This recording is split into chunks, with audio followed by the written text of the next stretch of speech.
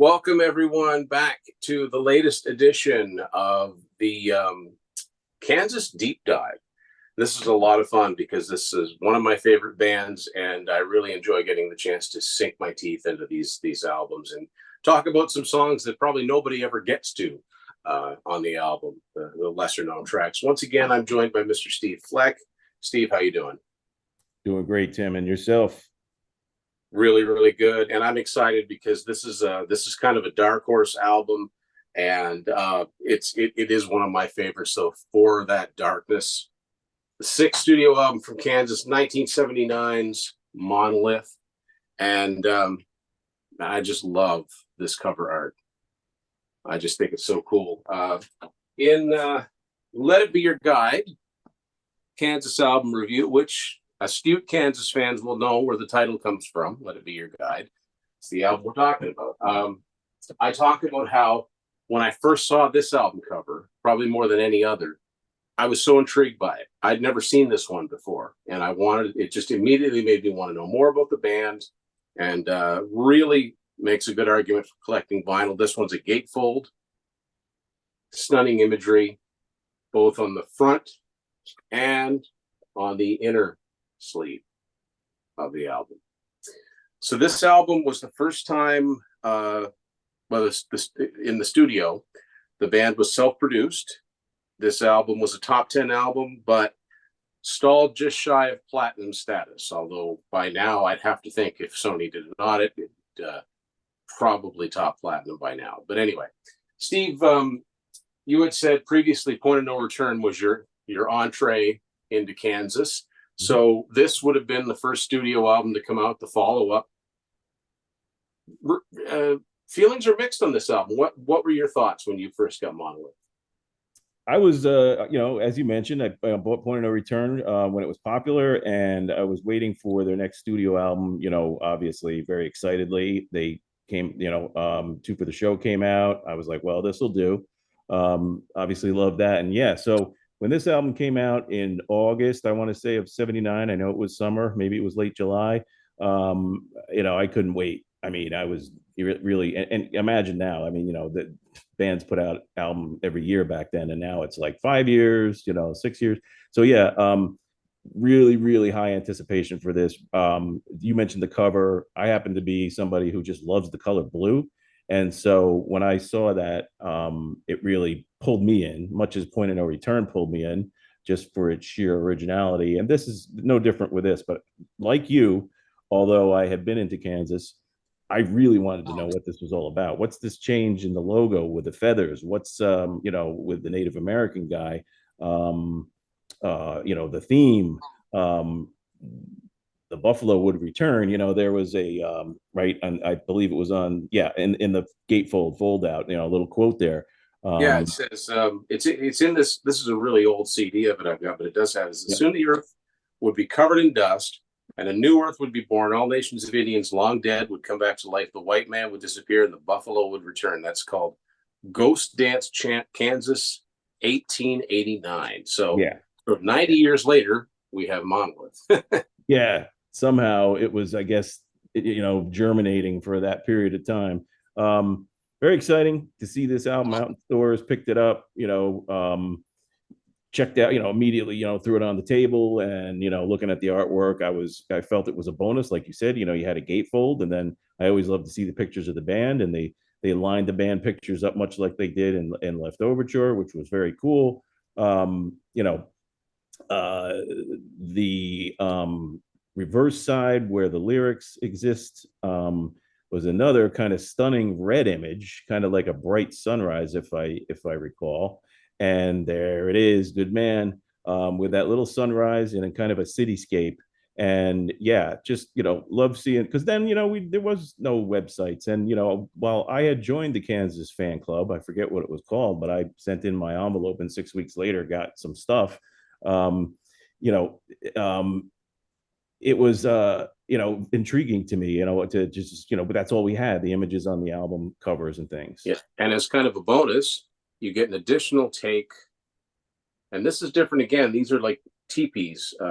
They're kind of empty with the song titles down here, and I love the logo with the feathers. I don't know what it is.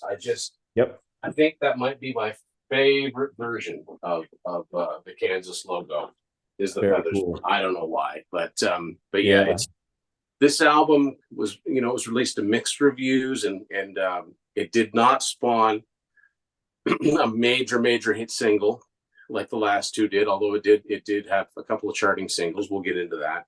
Um, but yeah, there's one of the things I like about this album, Steve, is that this was an era where a band, you know, that had sold enough records could go to their label and present to them this really non-commercial album, really dark, really moody album, and say, here's our album, put it out. And they put it out. You know, Yeah. I love that. I love that adventurous spirit. Obviously, they were not, there was no commercial pressures on here. Well, maybe one or two songs, but not really. This sounds to me like Kansas doing exactly what they want to do. Although it is notable that there that split between Steve Walsh and Kerry Livgren philosophically was really coming to the fore here. There are a lot of self-penned songs by each of them, and as we talk about in the book, you know, there was a disagreement, and one song did not make this album that ended up on the next album. But let's get into the album. Starts off with, when I first heard this, I remember thinking that's a strange song to open the album up with. But now I can't imagine anything else opening it up. But On the Other Side, what do you think of this song? Agree with you totally when it comes to a surprise. As far as I knew, they had always began their albums with something upbeat. Yeah, And this was truly different. And this was, I think it was an absolute statement on their part. You know, we're not conforming, just like you said. This is our album. Here it is. And double that in that they're self-producing now, and they're very confident in their abilities in the studio, not to avoid or to overlook the fact that Steve Walsh had, I believe, quit during or before the making of this album, and then once before Audio Visions, if I remember correctly. That said, there's like you mentioned, the divide between Walsh and Livgren at this time. Kerry was coming much closer to his discovery. If you read his book Seeds of Change, this was another step, and of course, On the Other Side is illustrates that perfectly. Very philosophical, very kind of reminds me of to go back to Point of No Return, the explorer, the explorer ship going over the side. Carrie's an explorer here. He's a soul explorer. He's trying to find that missing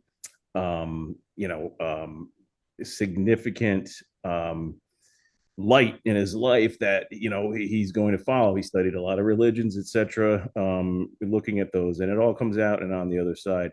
And to me, I just like I had a question mark when I first heard it as an album opener, but now like you said, you can't imagine anything else. And I just love the song to death. Every time I hear it, it's one of those I'll never get sick of hearing. Obviously, you don't hear it on the radio. But it is a slower kind of build, and then when it does build, even the aggressive portion stays in a slower meter. But there it is, and it's interesting that they kind of commence that section with but the video was Robbie Steinhardt yeah, hitting the handle. yeah. That's mostly acoustic or clean electric guitar. And then they get the violin swirl. They go into the kind of halftime section. The electric guitars do what they always do. That's crush. And it comes back down. We got some double lead guitars, and then a very emotional guitar by Livgren. I remember seeing the video of him playing it on Don Kirshner, and seeing his head lifted up in the air and mouthing things. I don't know if he was praying or doing whatever he was doing. And I'm like, how does this guy play a beautiful guitar solo and not look at the fretboard? Again, this is me at age whatever, 14. Yeah, he was just into it. He was feeling it. He's in the trance. He's playing that beautiful melody right there, and you go back into the style of the opening of the song, and it's a journey. It's a journey. Yeah. Really. I'm glad you mentioned this for whatever reason. The 8 songs on this album, 4 of them, this is 1979. 4 of them have videos, actual videos, not just live performances. And I get such a wave. I mean, I was 5 years old in 1979. There's no way I would have seen these, but I get such a wave of nostalgia watching, because you've got the band on stage, but then you've also got, someone representing this native figure. Basically, all you see is just the silhouette of the helmet. And yeah, I even love the way it starts out with Monolith. Yeah.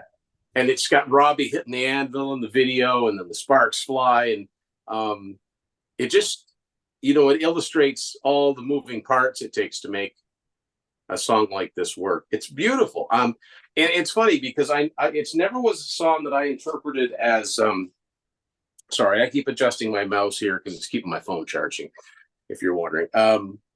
But this wasn't one of Carey's. I never looked at this as one of his more spiritual songs. I always thought this was about writer's block. Yeah. Pen to I took it really, the empty page before me now. The pen is in my, words don't come so easy, but I'm trying. But I mean, it could be about like the best songs. It could be about a lot of things. And that the chorus is anthemic. Steve Walsh may have hit a peak on this album, a vocal peak. It's possible. I mean, some of the stuff he does in this album is just astounding. Beautiful guitar work in this song, and yeah, I mean, I get the feeling they were proud of this song. So yeah, let's start the album with it. Absolutely. And, yeah, you're right, because I mean, they started the last two albums off with really up-tempo songs that also happened to be singles, and they didn't do that this time. So the first single, and it kind of stands out on this album because it's really different, is People of the South Wind, which is a literal translation of Kansas. So this song, I think, hit number 23 on Billboard, the most successful song from the album. What were your thoughts when this came out? Because this was the first single. Yeah, I love the song. I tend to like anything upbeat for the most part, as long as it's done with quality, and with Kansas, you never had to be concerned with that. I thought it was bouncy. I love the sound of the recording. I think Phil's drums sound a little crisper on this song than they do on some of the other tracks on the album. Some of the other snare drum sounds on here are a little bit heavier and a little bouncier, which is also cool. It's a thing of the time. Maybe he used a wet sound, isn't it? Yeah, he used maybe a different snare on People of the South Wind. That would be my guess. Or maybe they just cued it differently. Whatever it is, I love how crisp it is. I love the simplicity of the arrangement of the guitars, and the construction of the song is very traditional, with a verse, chorus, verse, bridge, verse, chorus, out. It's again, Steve Walsh just outdoing himself here, as he did with that final note on the other side, where I think you've got another marvelous performance, standout performance by Steve Walsh, and not to forget the Kerry Livgren guitar solo, which to me is a chiller. It's great how that guy was able to weave in skill and melody and just come out with the best. I'm reminded of, and I don't know if he's on the same level, but I'm reminded of Elliot Easton from the Cars, and in the magic that these guys were able to spin. Always the right thing and done beautifully. I think Elliot Easton is the master of that, and Kerry Livgren could certainly do it, as could Rich Williams. But I love People of the South Wind. It was got me going, got me bouncing around. Great chorus, and just altogether fun song. Yeah, and I talk about this in the book. It is interesting, and I didn't notice it at first, and it could be just all in my head, but it is 1979, and I'm noticing just the ever so slight tinge of disco. Mm-hmm. And I'm not saying the People of the South Wind is a disco song, not by any stretch of the imagination, but it's got that BPM, it's got the strings. They always have the strings, and this song sounds like about the only one that a label could take and remix, maybe add some hi-hat, crank up the bass, And you have to understand that like it was such a popular form of music that it found its way into bands that would, never ever, claim to be influenced by it. Famous example being Kiss, of course, and the Stones and Rod Stewart, but even something like uh, Rock and Roll Fantasy by Bad Company. Mhm. I hear a little, and this kind of strikes me in a little bit of the same way. I'm, nothing intentional, nothing calculated about it. It's just, I couldn't hear this song coming out in any other year than 1979 for Kansas. And I think it's a perfectly fine song. I can see why it was chosen as the first single, probably the most, instantly accessible thing. It is catchy. It's got a good hook, but for some reason, it just didn't reach. It didn't reach the heights of the two big ones from the previous two albums. And that brings us to and now they bring down the tempo a lot. And one of my favorite tracks in this album is "Angels Have Fallen." This is that dark tone, and I think Steve Walsh just peels paint with his vocals on this one. You "Save Me From Now," "Save Me Forever," like some of his best vocals ever. But of course, this also has some great Robbie vocals too, and great lyrics. I love the whole, asking themselves who their friends are, and Yeah. the mood shifts in this song. I think this is an amazing track. What are your thoughts on "Angels Have Fallen"? Yeah, 100%. An epic of a different kind, and let us, you know, reiterate, it's a Steve Walsh composition by Yeah, itself, and I always knew the guy had that talent. I always felt it. What do you do when you're in a band with Kerry Livgren? I yeah, mean, your material is gonna, it's got to stand the test. It's got to be dynamite. And this is one of those examples where this is as good as any Kerry Livgren composition on this album.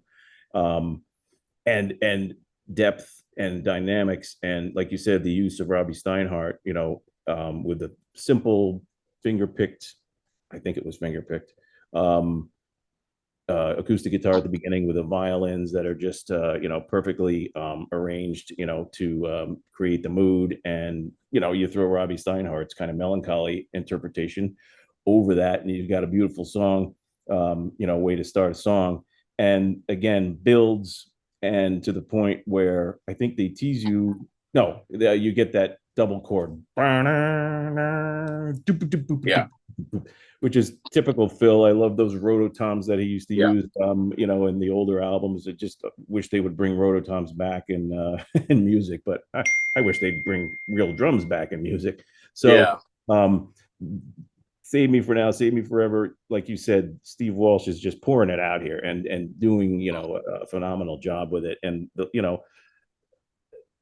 you're left with, what does this, what is the lyrical intent of this? And it really does, leave the listener, left me, young guy listening to this, like, wow, what the heck is this about? I'm going to need repeated listens. And my nose was always in those lyrics for sure, trying to figure out the meanings of these things. And again, like some of the best work, it means something different to everybody.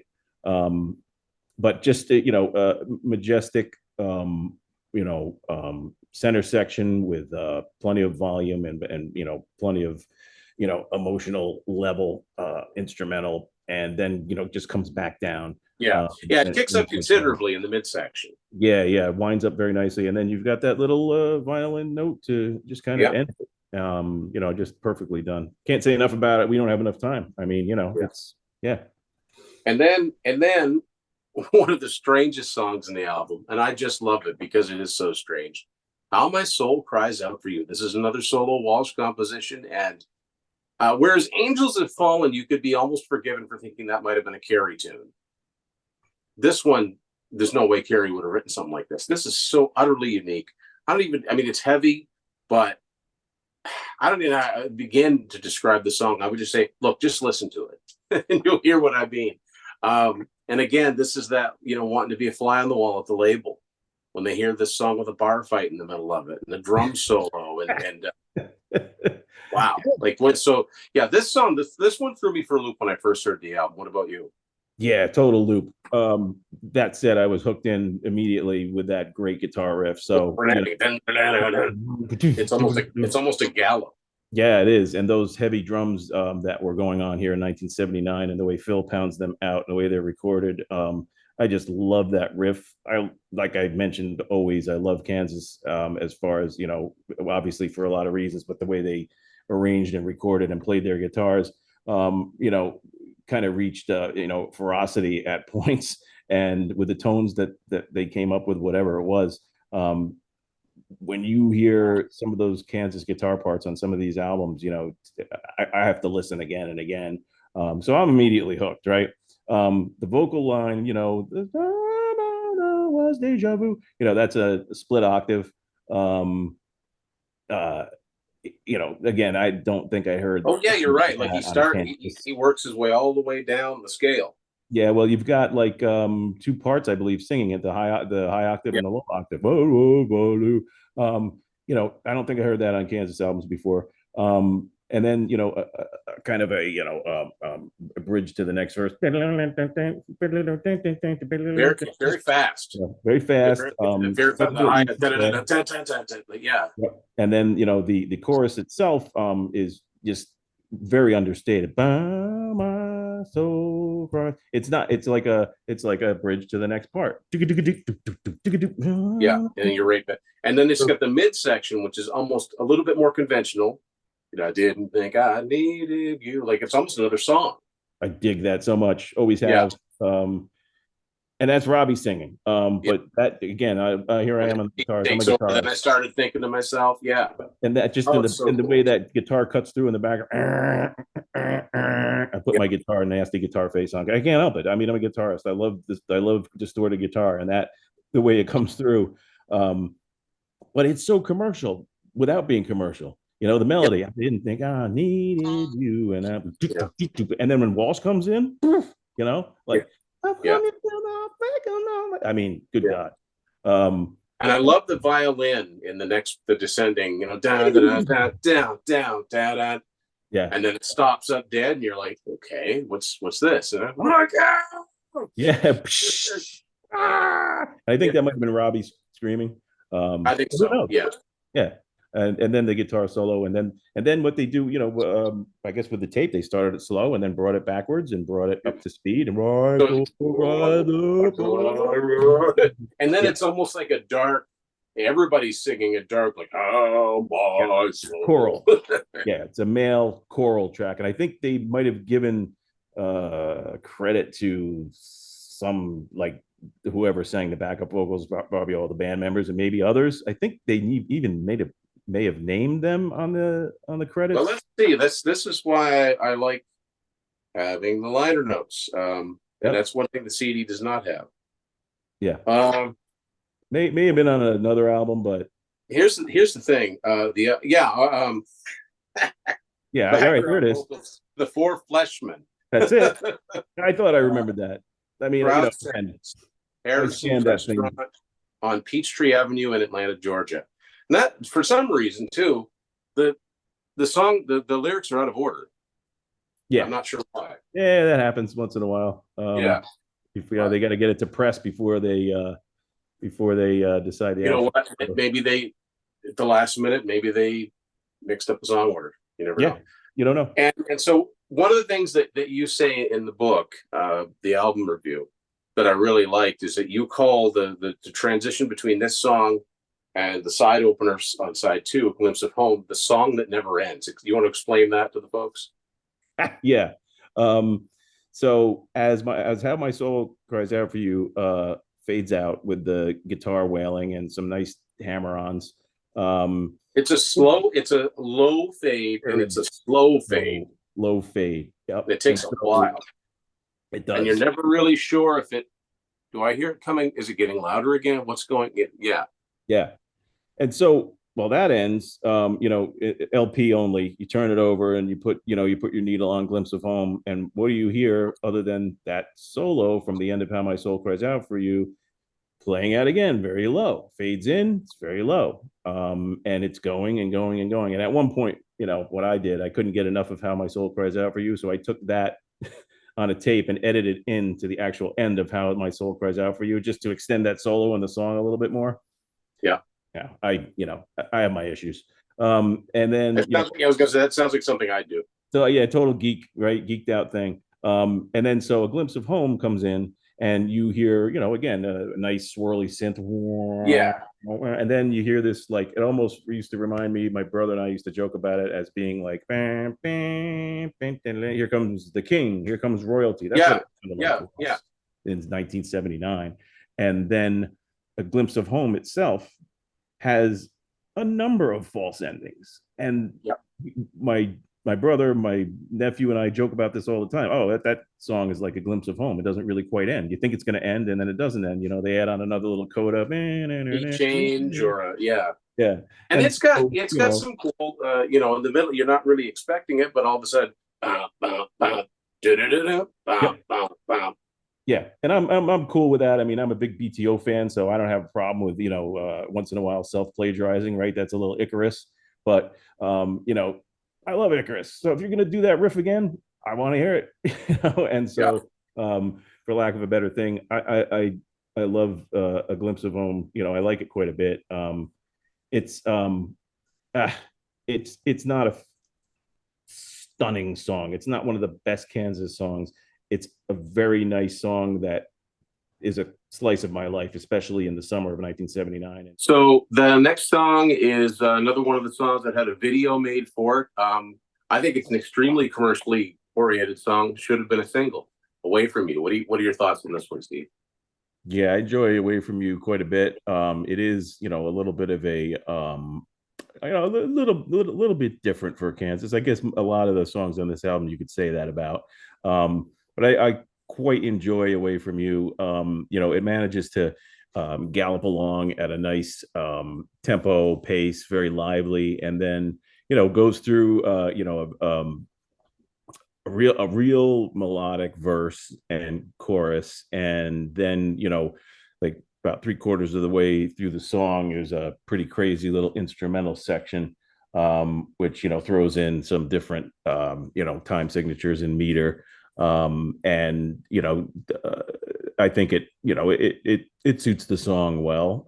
Some people might say that it's I was doing looking at some of the critical reviews from the time, and of course critics didn't like this album at all, and would take for example that instrumental section I was talking about from Away from You. They would kind of take that and say this is just this band throwing everything in, which it makes really gratuitously, I guess you could say.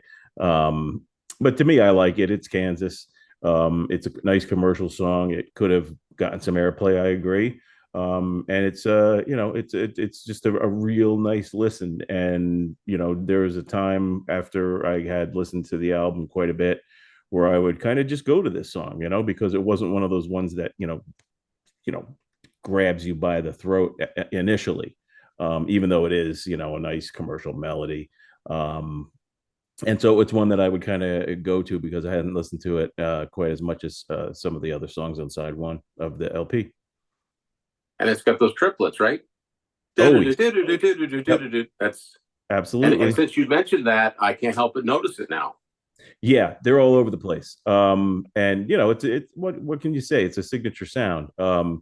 If you Genesis had their Genesis chord, which is something, if I don't know if you follow a certain fellow on the internet, on YouTube, but he did a whole exploration on the Genesis chord, which is just something that kind of shows up throughout. It's thematic, and that's for me the triplet with Kansas, and obviously with Steve Morse mentioning the same thing.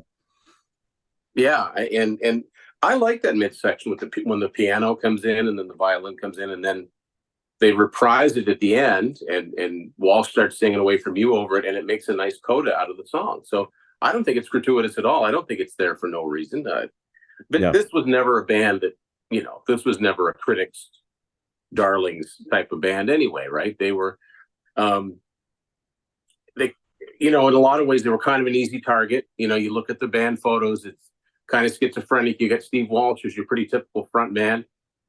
Then you got Rich Williams with the eye patch. then Robbie, but the music obviously is the important thing. Absolutely. Yeah. They're not poster boys, and they're not meant to be. Yeah.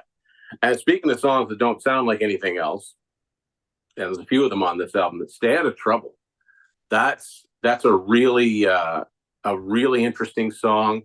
It's a great dual vocal between Robbie and Steve. It's there's a different writing combination on this one too. This isn't a Carrie song. I think this is Steve, Robbie, and Rich, maybe. Correct. Without looking at it in front of me, but yeah, it starts right in with Robbie's vocal, and yeah, it's a cool one. It's almost it almost kind of sounds lyrically, it's almost kind of a sequel to something like Lonely Street. But what are your thoughts on Stay Out of Trouble? You're right on with that, Tim. I was thinking Lonely Street at the same time. It's just one of those, kind of street tough songs, way I look at it. I love the song, played it to death.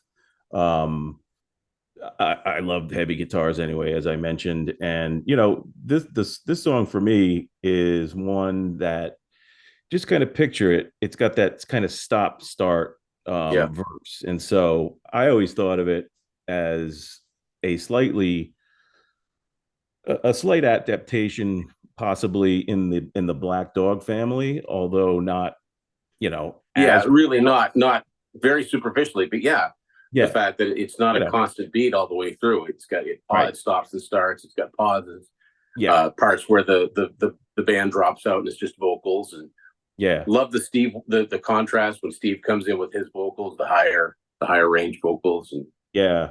The difference between this and Black Dog is that, you've got a constant beat in the background where you have Phil, I think, just hitting like a lightly on the hi-hat. yeah, That whereas Black Dog is just all free form, and God, that must have been a yeah, night to try and figure out, but that's Led Zeppelin.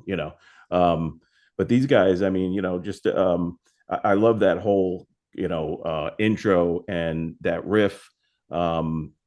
It suits the lyrics.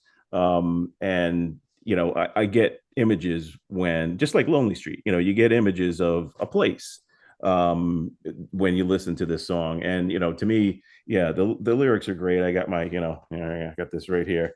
yeah, Just kind of combing through them before. And yeah, trouble finds you every night, wander where nobody knows you. And then, of course, like you said, when Steve Walsh comes in, some say trouble's my middle name, stay out of trouble.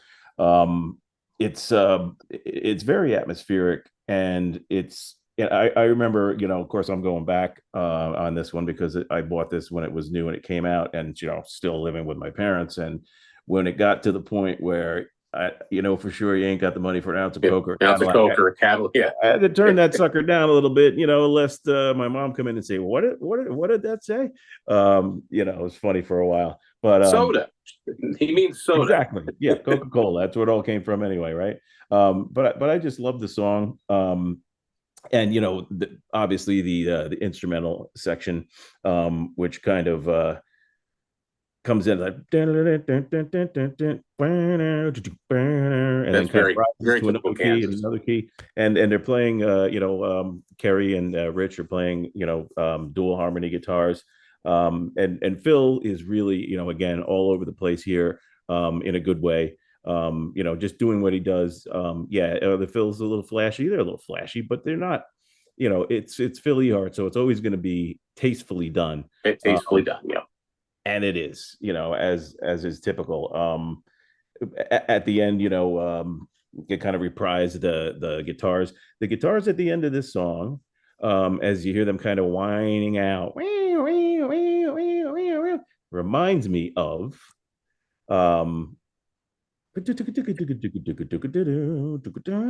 reminds me of something on Aerosmith's Rocks, which is another one of my favorite albums. oh, That dual guitar sound where they're just kind of flying off the handle. They're really not playing in sync at that point towards the end, where you have Dave Hope doing his two solos Yeah, going on at the what same song is it time. that we're thinking of? I know what you mean. Yeah, yeah. Is it Back in the Saddle at the end or no? I think it's another Back in the Saddle is kind of a free for all, you It is know. a free for all, and Aerosmith always was a free for all. Yeah. Very apparent on that one. Maybe it is Back in the Saddle that I'm thinking of, but there's a lot of songs on that Rocks album that where they kind of stretched those guitars and did things very differently on one player as opposed to the other. You have Kansas doing some great dual harmonies, then you have them kind of doing that rock and roll thing, right? They're like what Tony Iommi used to do. He would split a solo, play one solo on one side of the stereo, and then something completely different on the other side, and somehow it managed to meld. But that's got that going on, and it's really rock and roll, and I really like that. And then it winds down to I don't know, maybe if there's such a thing as a traditional sounding Kansas song on here, I guess it would be the closer, Reason to Be. The song at number 52. So it had it charted a little higher than some of their other second, third singles. I think it's a perfect way to wind down an album, and it leaves you it's a peaceful sounding song. It kind of all of that tension and minor chord and all of the dynamics that went on, it all they just kind of send you home floating. It's a floating kind of song. I've often called this song maybe the closest Kansas ever came to yacht rock. Could be, yeah. And I don't mean that in a bad way. Although somebody mentioned that Diamonds and Pearls might fit that bill too. I said, yeah, maybe you're right about that. Yeah, it's possible. I never really thought of it that way, but it is it is a very positive sounding song, and let's face it, it's lighter than Dust in the Wind lyrically. Dust in the Wind, with its minor chords and it's discussion about where man eventually ends up. Yeah, and it's not. Yeah, it's also Reason to Be is not as stark musically. No, not at all. That said, go figure, right? Dust in the Wind, takes off. If I recall, I know People that Southwind was the first single, and that did really nothing. And then very quickly after that, Reason to Be was released. I think in an attempt by CBS or whomever the label was. I know it was Kirshner, but yeah, CBS. They probably.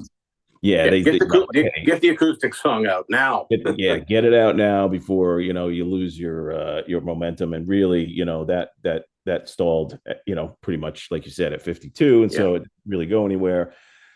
And that was the fate of Monolith, which I think it's a nice closeout number. I'm not unlike Away From You, I'm not going to go and singly listen to Reason to Be ever. But I really don't listen to these. We listen to albums, right? Our generation listens to albums. We don't listen to songs. And so it's part of the album. It closes the album. It's nice. I think I read Kerry was doing a lot of, he was involved in the Urantia book, I believe, at the time, really digging into that in his kind of searching. And that was, I'm sure there's probably, I've never, read it or, tried to. That's the only place I've ever heard of that is from Kerry Lifgren. Yeah. And my understanding is he tried to convert, I want to say David Pack from Ambrosia to it. Sure. And the reverse happened. Go figure. So, yeah. So obviously you got a guy, in transition searching on the other side, as we discussed, as a very, a lot of songs you can see here that Kerry wrote are headed in those. The Wall, the Glimpse of Home. So many of those. This album's heavy for that with his lyrics. Yeah, just very deep thinker and writer. And, unfortunately Monolith, doesn't get the, the respect. Although I think maybe it's kind of coming around, to this day. I think it sold 800,000. So, just shy of platinum at the time that it came out. And it was their last. There's people claim up and down it's gone platinum. I'm like, look, until RIAA.com lists it, I can't. So print. I think that was the initial sales. I think since then it may have, but I I don't would know. think it would had to have sold 200,000 copies. But the sad thing is that unlike, well, like a lot of their albums, unlike Leftovers or Point of No Return, I'd love to see a remastered version of this with some outtakes and some Yeah, live stuff and anything really. But I doubt we're going to see that with an album like this. yeah, I don't know. Again, like, because of the fan base, being what we are, sometimes these things do happen. I guess it depends on, what Phil Ehart is up to. If there's a demand for it, I think it would be great. Obviously we'd love, video from a performance, especially that one. Oh God, it took place in the Midwest. I think we discussed it. It was the only thing existing is in the middle of the storm, Monolith in the storm, that recording, but it's audio only. And I believe it was Yeah, an FM broadcast, and you can, as the lightning was going, it was cutting the sound, the signal in and out. But there's better there's versions now, there's a out live there. version of On the Other Side on the box set, Yeah, yeah, which tells me fantastic. Yeah, chances are they probably recorded whatever show that was. yeah, and I know later in the tour they were doing only about 3 songs from the album. So early on, of course, they played the whole album, and boy, that would have been cool.